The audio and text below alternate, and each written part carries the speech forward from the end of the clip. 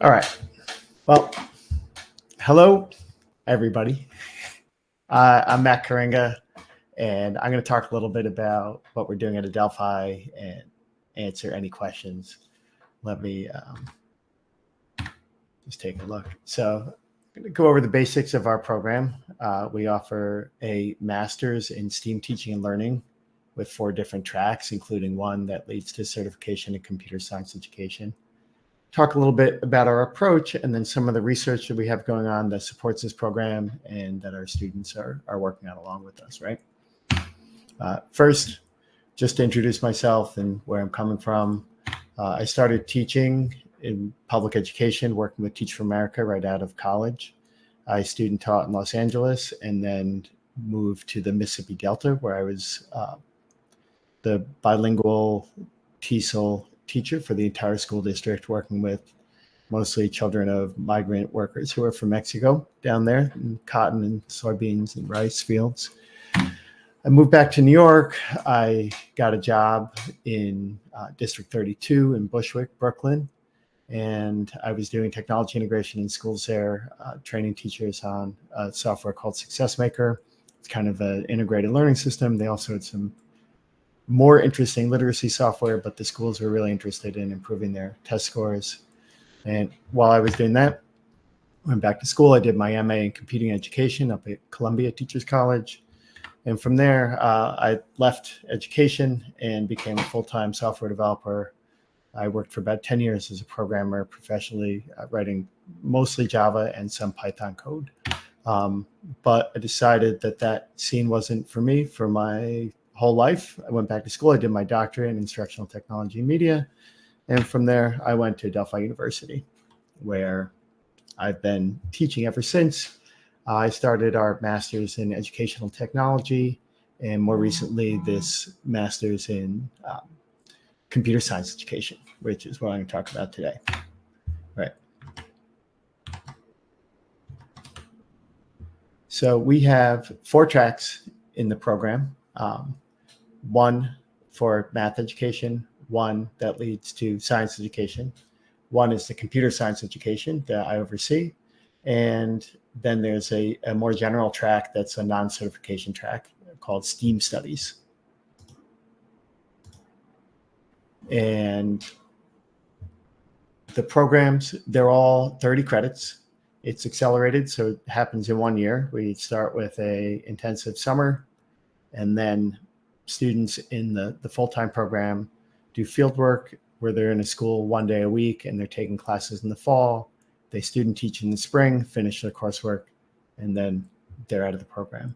Our students are a mix of full-time students that are funded by a NSF Noise Scholarship, and then part-time students that are in partnership with New York City DOE, where we are training New York City Teaching Fellows and New York City Teaching Collaborative students. So those candidates are already working in schools as teachers while they're taking courses. The noise students can be from any of the math, science, or computer science, but the DOE partners are all science education teachers. So they're all doing secondary science education.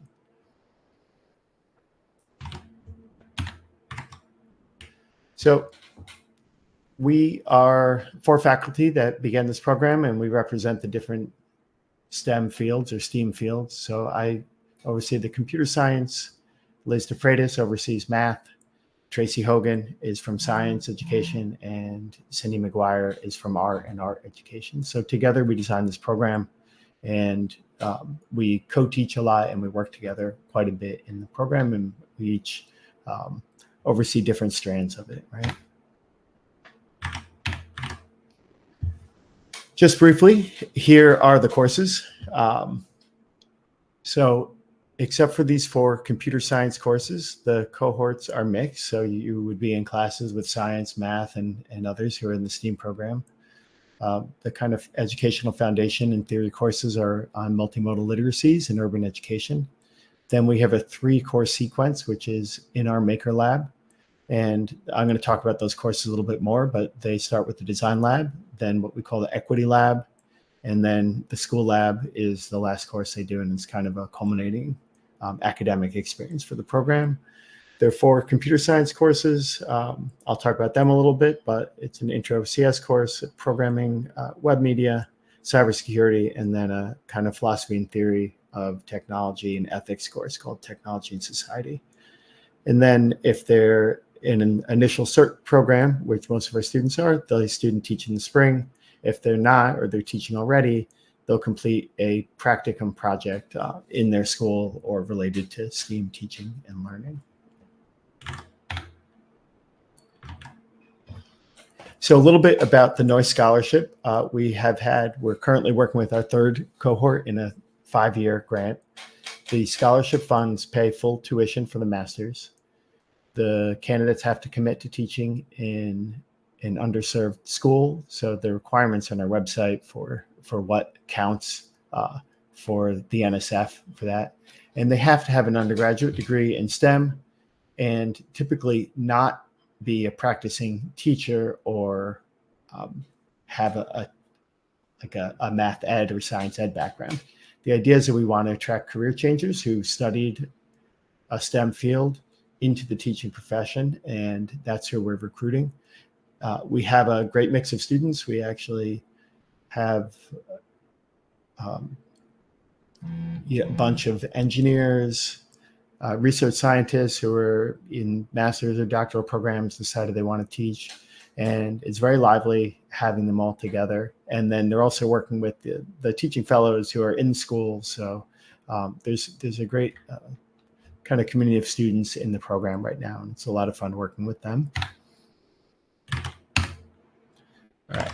So I just want to talk a little bit about why we designed this program. And I'm sure you guys are familiar with a lot of this, but the idea with STEAM is to take the STEM fields and integrate art and design and creativity into it. In particular for us, these are the things we want to highlight, is that STEM itself is becoming more and always has been, but not necessarily recognized, an interdisciplinary and transdisciplinary field. And we as faculty working across disciplines has been very fruitful, and we believe the same thing for our students, where they're getting ideas from outside of their own silos. And then for us, art is really a different way of understanding the world. It's kind of we want to integrate it as a different way to kind of look at some of the problems we have, because one of the problems that I see, and I won't speak for the other faculty, with where we stand with technology, with computer science, with the field, is that we don't often have a broad perspective, and we don't have the right tools to talk about some of the big issues that we deal with. So by integrating some concepts from art and aesthetics and having students actually work with this, I think it gives them a broader sense. And then the other thing is that we think that all these fields, especially when we're teaching them, need to integrate more playfulness and creativity. So we try to highlight that in our program. We're not necessarily fully invested in STEAM, but it's a well-known term, and there's enough overlap with what we're doing that we feel like it lets people know the types of things that they'd expect in our program. I keep hitting the next button, but I can't do it from this slide. I'd say that a deeper theoretical commitment comes from the idea of constructionism, which is Seymour Papert's kind of twist on Piaget's educational philosophy and theory, or educational psychology. And the basic idea here that we've really integrated into our program is that people can learn very difficult abstract concepts when they're making things that people care about. So it's not just that they make new ideas for themselves, but they're actually creating things that they care about. So Papert was professor at MIT. He started the media lab. He started the AI lab. And I think everyone in CS education kind of knows his legacy. Over here on the left is Turtle logo from the 70s, where they were actually programming a physical turtle. And this work is kind of been the foundation of Scratch and Lego robotics, like some of the key tools that we use to teach. And one of my favorite concepts is this idea of hard fun. It's something that I try to integrate into our courses, and I think we've had some success in this program where things are actually more fun because they're hard, not they don't work against each other. But when they're hard is what makes it fun, especially if you can actually accomplish it. So. All right, these are our CS courses. These are only for the students in the computer science track. The intro to computer programming, I teach this currently in Python, and we do a fair amount of data science in there towards the end of the course too, so they're getting exposed to that. Then they switch to programming web-based media. This is taught in JavaScript using the React Next.js framework, so kind of a look at modern tools, contemporary development tools for our students. And it focuses more on multimedia programming, but also on software engineering and kind of, unit testing and different like multi-tiered programming paradigms. They take a cybersecurity course in there. They're with students who are in the master's in computer science at Adelphi, and they're getting a more systems look at computing. They look at both hardware and software. And then, as I said, they have an ethics course, Technology and Society, where we're looking at kind of the historical and current shifts that technology can interact with in culture, and some of the ways we can talk about them. And it's where students are asked to kind of dive into some of the more political equity issues that are core to what we're doing.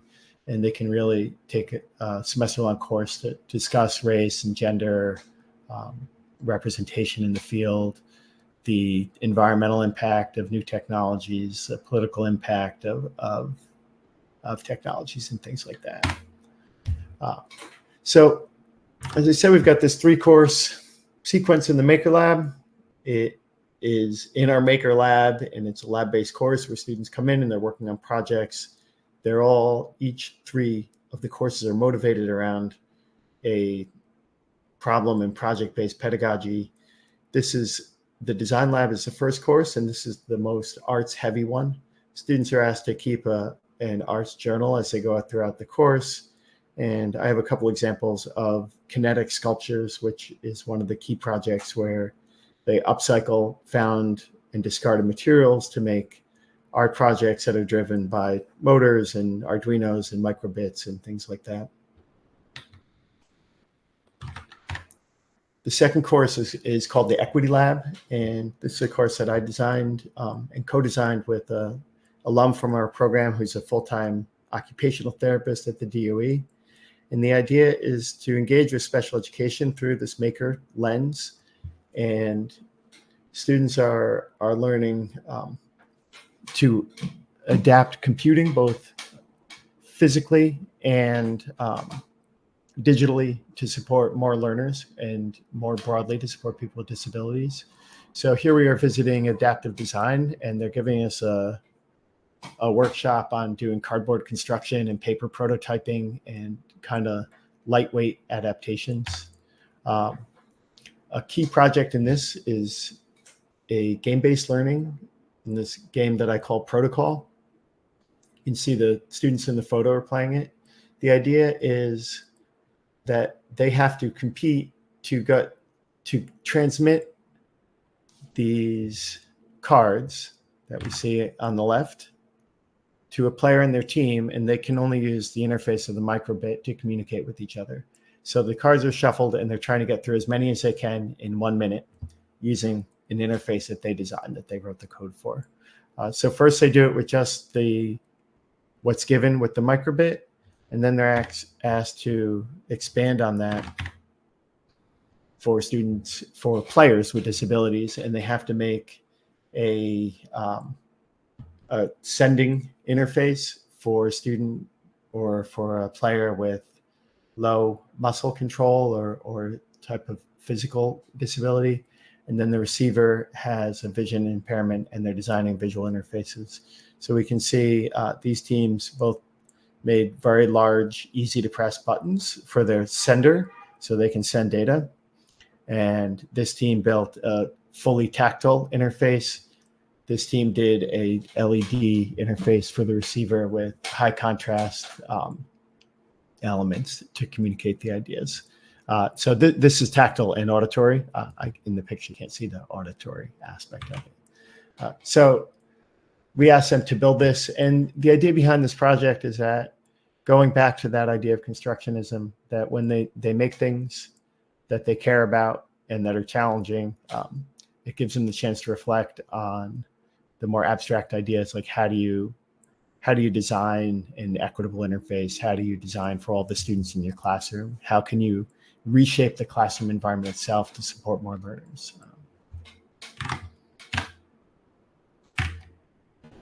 The last class is called Maker Lab 3, and this course has a public pedagogy component to it, where the students work individually to design a public workshop that they'll teach at the end of the semester.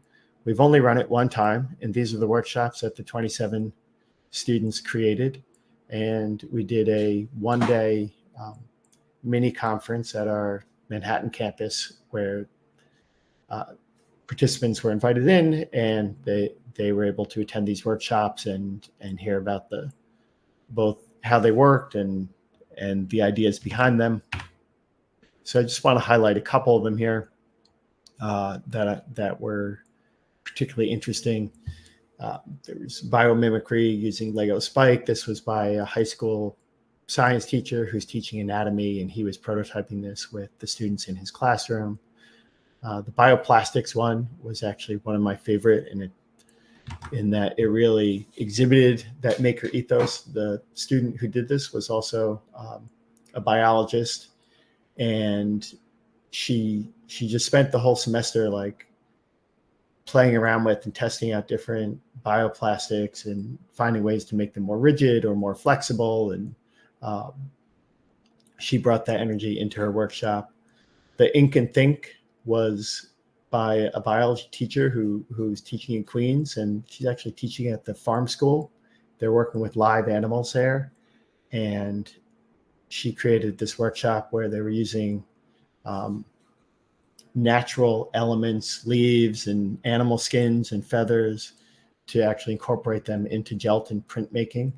And the last one was a physics teacher who took the Make Code Arcade and actually did a whole series of like a structured for designing games around physics power-ups.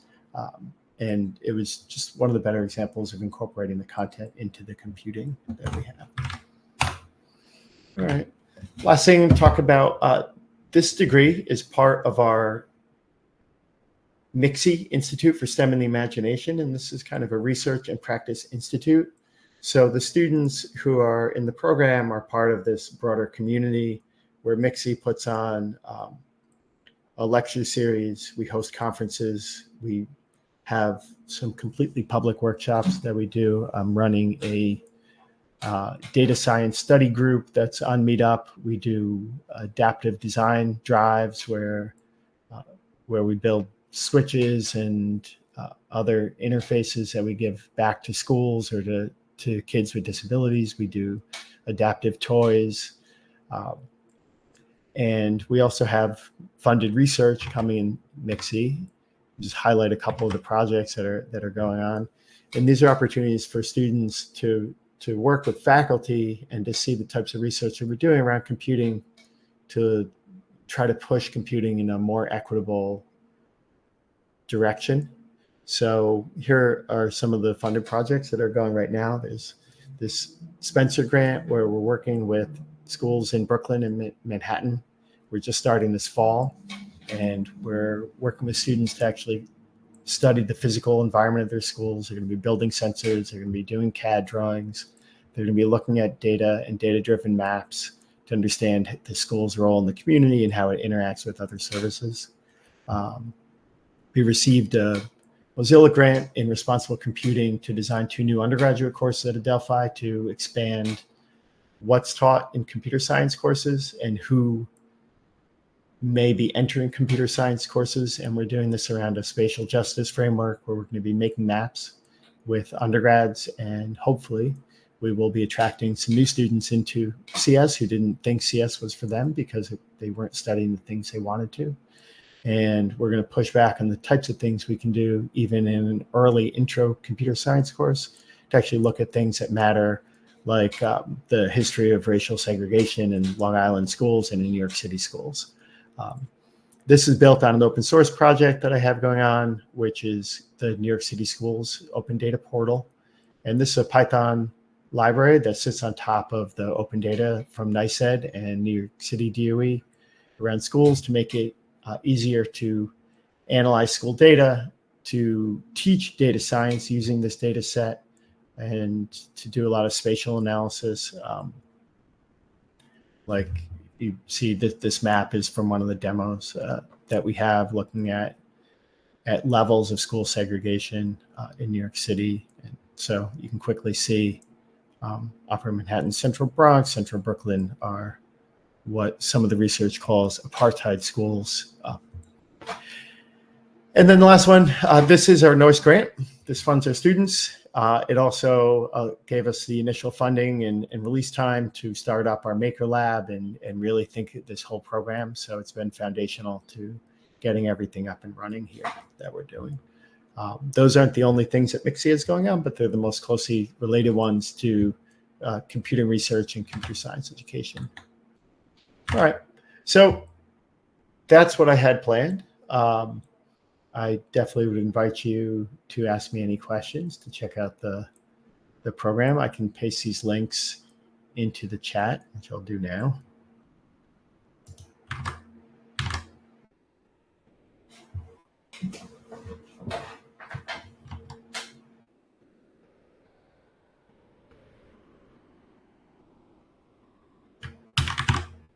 And then especially since we're such a small group, you know, I'd invite you to request access, and we can talk a little bit if you have any questions directly. Tim, I'm curious